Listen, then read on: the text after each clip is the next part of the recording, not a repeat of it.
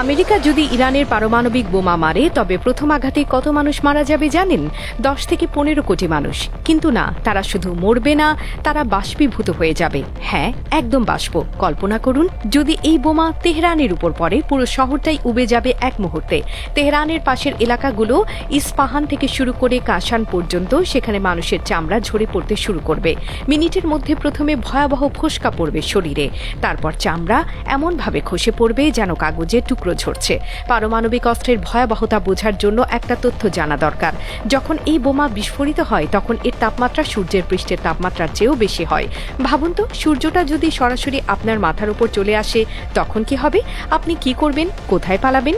10 থেকে 15 কোটি মানুষ তৎক্ষণাৎ মারা যাবে, বাকিরা হয়ে যাবে রেডিও অ্যাক্টিভ লাশ। যদি কোনোভাবে তারা বেঁচেও যায়, প্রায় 30 থেকে 40 কোটি মানুষ এমন অবস্থায় পৌঁছাবে যে তাদের সম্পর্কে বলা হয় জীবিতরা মৃতদের ঈর্ষা করবে। তারা চিৎকার করে বলবে, আমরা কেন মরিনি? আজকের পারমাণবিক অস্ত্র হিরোশিমা আর নাগাসাকিতে ফেলা বোমার চেয়ে 1000 গুণ বেশি শক্তিশালী। হিরোশিমার সেই ভয়াবহতা আপনার কাছে ছোটদের গল্পের মতো মনে হবে যদি আধুনিক একটি পারমাণবিক বোমার বিস্ফোরণ দেখেন।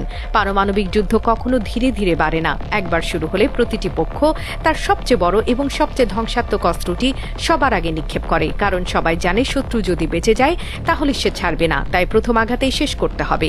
ইরানকে ঘিরে যে উত্তেজনা তৈরি হয়েছে সেটি যদি সত্যিই পারমাণবিক সংঘাতে রূপ নেয় তাহলে এক মুহূর্তে কোটি কোটি মানুষ প্রাণ হারাবে, আর যারা বেঁচে থাকবে তারা কাঁদবে এই ভেবে যে তারা মরল না কেন, কারণ বেঁচে থাকাটাই হবে সবচেয়ে বড় শাস্তি। বিস্ফোরণের পর যে পরিমাণ ধোঁয়া আর তেজস্ক্রিয় ছাই আকাশে উঠবে তা পুরো অঞ্চলের আকাশকে ঢেকে দেবে। সূর্যের আলো আর মাটিতে পৌঁছাবে না। শুরু হবে নিউক্লিয়ার উইন্টার, এমন এক দীর্ঘ শীত যার শেষ নেই। বৃষ্টি আসবে না, ফসল ফলবে না, একটি দানা শস্য উৎপাদন হবে না সেই মাটিতে। তেজস্ক্রিয় ছাই গিয়ে পড়বে পাহাড় আর উঁচু ভূমিতে, সেখান থেকে নদীর পানিতে মিশে সেই বিষ ছড়িয়ে পড়বে সর্বত্র।